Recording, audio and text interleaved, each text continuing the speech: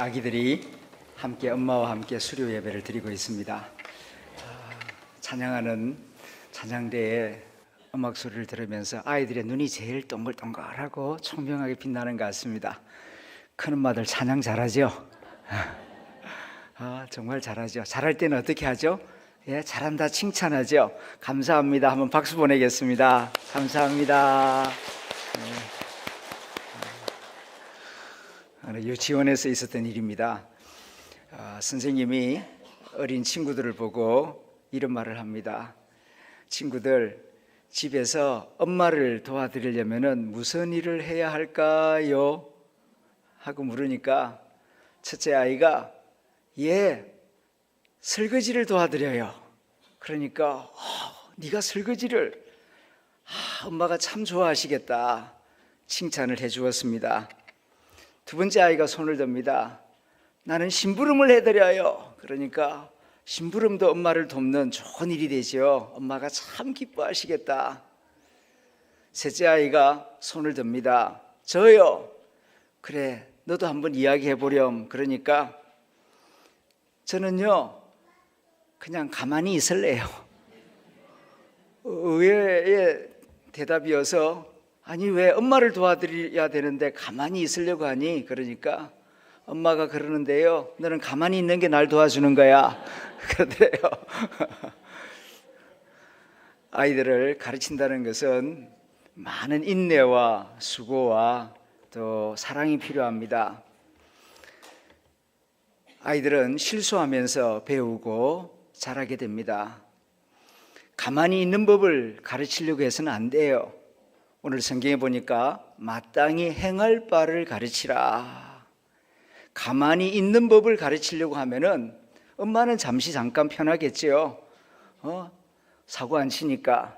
그러나 아이를 자꾸 가만히 있게만 만들려고 하면은 그 아이 속에 하나님이 심어두신 은사가 꽃 피어나지를 못합니다. 아이는 활동적입니다. 호기심이 많고 새로운 것들을 배우고 싶어 합니다. 넘어지기도 하면서 걷는 법을 배우고 나중에 뛰는 법도 배우게 될 것입니다. 마땅히 행할 바를 가르치라. 이것이 오늘 저녁 우리에게 주시는 하나님의 말씀입니다. 인간은 교육을 받지 않고서는 인간답게 살 수 없는 유일한 존재이다.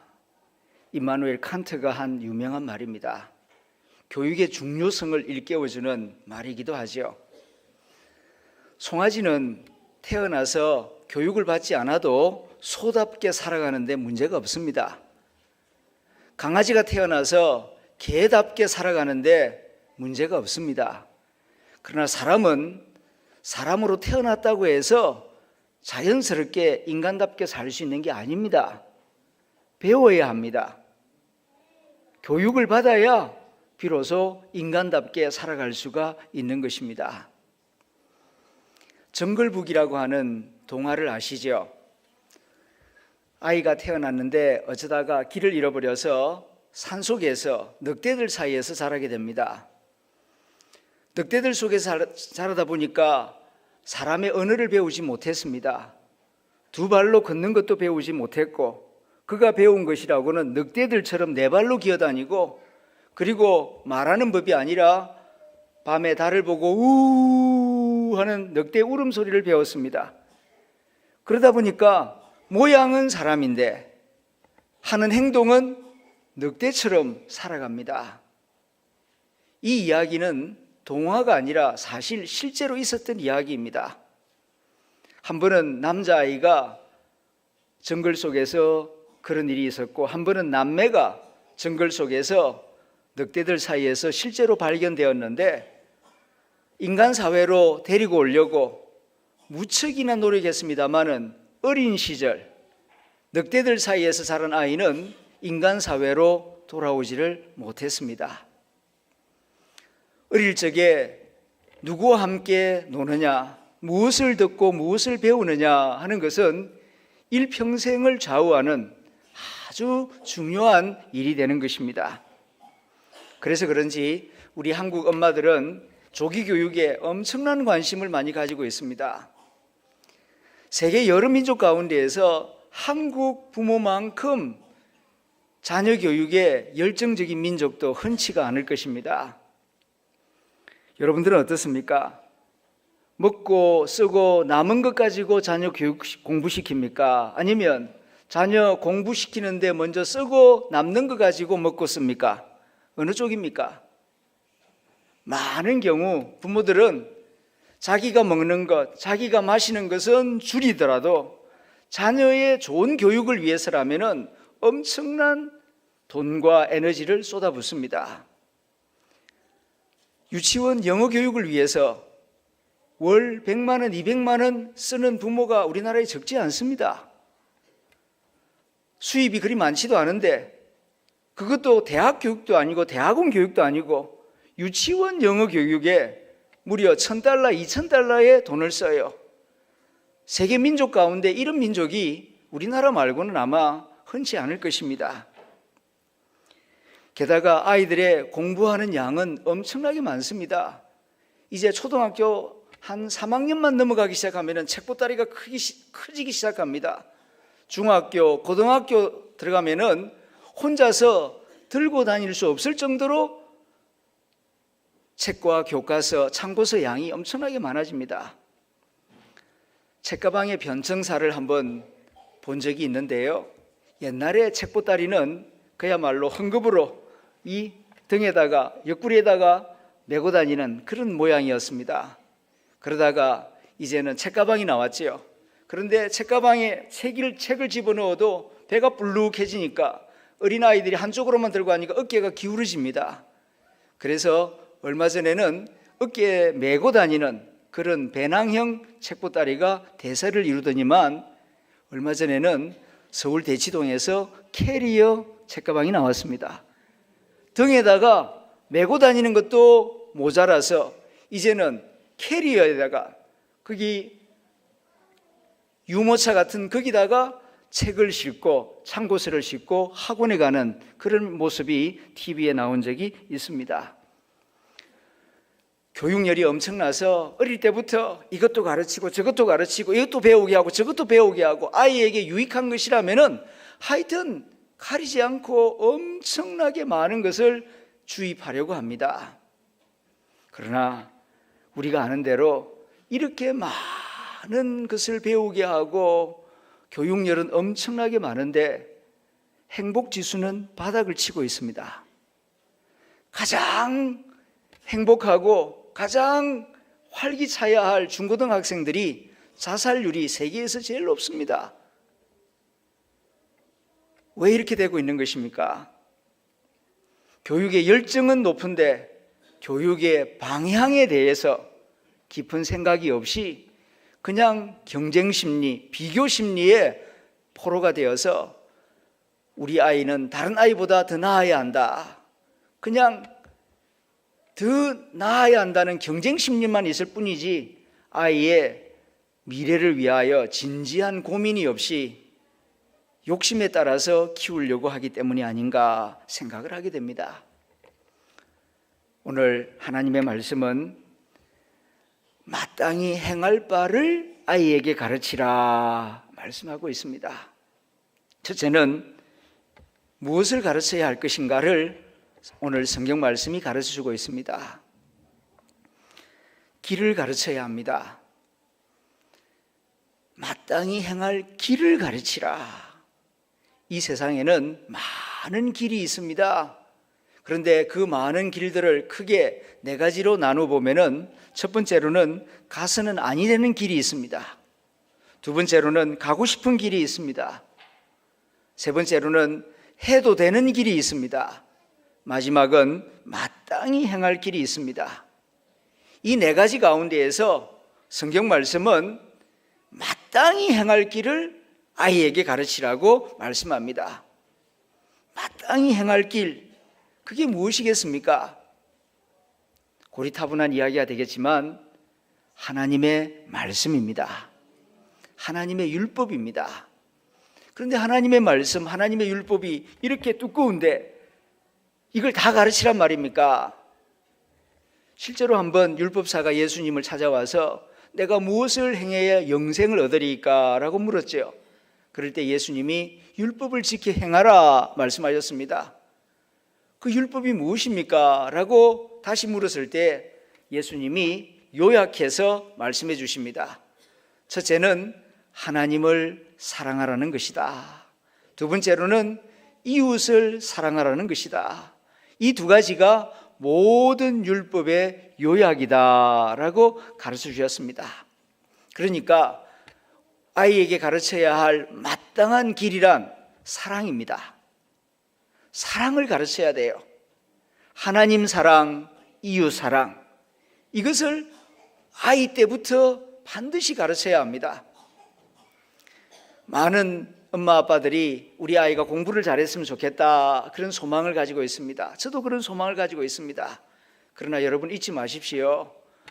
공부 잘하는 사람들이 세상을 무섭게 만들 수가 있습니다. 사랑하는 법을 모르고 공부만 잘하면 그 지식이 많은 사람들을 무섭게 만들 수가 있어요. 이걸 깊이 생각해야 합니다. 그러므로 어릴 때부터 천지 만물을 창조하신 여호와 하나님을 경외하는 법을 가르치는 좋은 신앙의 부모가 될 수 있기를 축원합니다. 여호와를 경외하는 것이 지혜와 지식의 근본입니다. 정말 그렇습니다. 여호와를 경외하는 것이 지혜와 지식의 근본이에요. 공부라고 하는 게 뭡니까? 공부라고 하는 것은 경청입니다. 잘 듣는 사람이 공부 잘하게 돼 있어요. 그런데 들을 때에 존경하는 마음으로 들으면은 잘 들립니다. 잘 이해가 됩니다. 그리고 빨리 깨달아집니다. 학교에 가서 공부할 때에 이미 선생님은 다 알고 있어요. 그런데 학생은 모릅니다. 아는 선생님이 모르는 아이들에게 지금 차근차근 하나하나 가르쳐주고 있어요. 그럴 때에 아이가 경외하는 마음, 존경하는 마음을 가지고 있으면은 선생님을 빤히 쳐다보고 귀를 쫑긋 세우고 잘 듣습니다. 그러면은 그런 아이는 지혜와 지식이 쑥쑥쑥 자라게 돼 있어요. 그런데 존경하는 법을 몰라요. 그래서 들을 줄을 모릅니다. 그러면은 혼자서 공부 다 해가지고 어느 세월에 지혜와 지식을 다 터득할 수 있겠습니까? 혼자서 배우려고 하고 혼자서 시행착오를 겪으면서 깨우치려고 하면은 한참 늦어지게 되어 있습니다. 그런데 여호와를 경외하는 법을 배우면 이 천지 만물을 하나님이 창조하셨거든요. 그러면은 모든 자연 만물 가운데에서 하나님의 지혜와 지식을 배울 수가 있어요. 그러면은 어떤 사람보다도 탁월한 사람이 될 수 있고 훌륭한 사람이 될 수 있습니다. 이건 역사가 증명하는 바입니다. 하나님을 경외하는 마음을 배우면서 자란 아이들은 자연 가운데에서 그리고 땅 속에서도 나무 속에서도 하늘 속에서도 하나님의 신비로운 지혜를 깨달아서 세상을 이롭게 하는 그런 선구자가 된 예가 참 많습니다. 그러므로 어릴 적부터 여호와를 사랑하고 여호와를 경외하는 법을 기쁨으로 가르치는 아빠 엄마가 될 수 있기를 다시 한번 축원합니다. 그 다음에는 사람을 사랑하는 법을 가르쳐야 돼요. 이웃을 내 몸처럼 사랑하라. 이것이 율법이요 선지자니라. 여러분도 옛날에 학교 다닐 때에 머리는 좋은데 사람을 별로 사랑할 줄 모르는 이기심만 가득한 그런 친구들 개중에 있었을 것입니다. 그런 친구들 지혜롭다라고 말하지 않습니다. 간사하다고 말하죠. 그런 사람은 크게 쓰임받지를 못합니다. 공부 잘하는 것도 중요하지만은 아픈 사람과 함께 울 줄 알고 기뻐하는 친구와 함께 춤출 줄 아는 공감 능력이 있는 인정미가 있고 긍휼이 있고 사랑이 있는 그런 사람이 될 때에 본인도 행복하고 다른 사람도 행복하게 해줄 수가 있습니다. 하나님을 사랑하고 이웃을 사랑하라. 이것이 모든 성경 말씀의 요약이다. 이것이 마땅히 행할 바입니다. 그러므로 아기 학교를 통하여서 마땅히 행할 바를 가르치고 배운 선생님들과 부모님들과 아기들을 존귀하신 주님의 이름으로 축복합니다. 아기 학교를 더욱 소중하게 여기고 세상 유치원 보내는 것보다도 이 아기 학교에 와서 마땅히 행할 바를 우리 아이가 어릴 적부터 배울 수 있다는 것, 이것이 얼마나 큰 축복인가 생각하고 아기 학교를 더욱 소중하게 여기는 성도들, 부모님들, 교사들이 다 될 수 있기를 축원합니다. 그 다음 누구에게 가르쳐야 하는가? 마땅히 행할 바를 누구에게 가르치라고 말씀합니까? 아이에게 가르치라. 어른들에게 가르치는 것도 필요합니다. 그러나 이왕이면은 아이 때부터 가르치면은 효과가 더 커요. 어른이 되어서 가르치는 것은 모래에 새기는 것과 같고 아이 때 가르치는 것은 바위 위에 새기는 것과 같습니다. 우리나라 그 정조 임금 때에 이시부인이라고 하는 여인이 쓴 책 가운데에 태교신기라고 하는 책이 있어요. 조기 교육 열풍이 요즘 생겨난 게 아닙니다. 알고 보니까 조선시대부터 있었어요. 그래서 이 어머니가 자기 아이를 어떻게 하면 잘 키울 것인가 고민하여서 쓴 책이 태교신기인데 거기에 아주 인상적인 문장이 있습니다. 어른이 되어 10년을 가르치는 것이 어린아이 때 1년을 가르치는 것만 못하고 어린아이 때 1년을 가르치는 것이 부부가 교합할 때에 그 날보다 중요하지 못하다. 그래서 성생활할 때에 특별히 아기를 가지려고 할 때에 아빠와 엄마가 마음의 준비를 하고 몸을 깨끗하게 하고 기도하고 그리고 아기를 가지는 그 시간이 나중에 유아교육 1년보다 더 중요하고 유아교육 1년이 어른이 되어 10년을 가르치는 것보다 더 효과적이다. 아주 지혜롭게 가르치고 있습니다. 그런 의미에 있어서 아이 때에 마땅히 행할 바를 분명하게 가르치는 것이 얼마나 중요한지 모릅니다. 간혹 보면은 아이에게 가르치라 그러는데 아이가 뭘 한다고요? 나중에 크면 가르치죠. 그렇게 뒤로 미루는 부모들이 있습니다. 결코 그렇지 않습니다. 아이들은 생각보다 흡수력이 높습니다. 오늘도 여기 성경을 암송해서 외우는 두 아이를 보았는데요. 아이들은 통째로 말씀을 가르쳐주면 통째로 삼켜버립니다. 그래서 긴 문장이라도 반복하여 가르치면요 그대로 외웁니다. 그리고 어릴 적에 외웠던 그 말씀은 어른이 되어도 기억합니다. 저도 그랬습니다. 제가 교회 학교를 다니면서 최초로 외웠던 성경 말씀이 마태복음 4장 17절이었습니다. 너는 나를 따라오느라 내가 너로 사람 낚는 어부가 되게 하리라. 제가 1학년 때에 처음 외웠던 성경 구절입니다. 뜻도 모르고 외웠죠. 그거 외우면은 책받침과 필동을 선물로 준다고 하니까 그거 받고 싶어서 외웠습니다. 그런데 말입니다.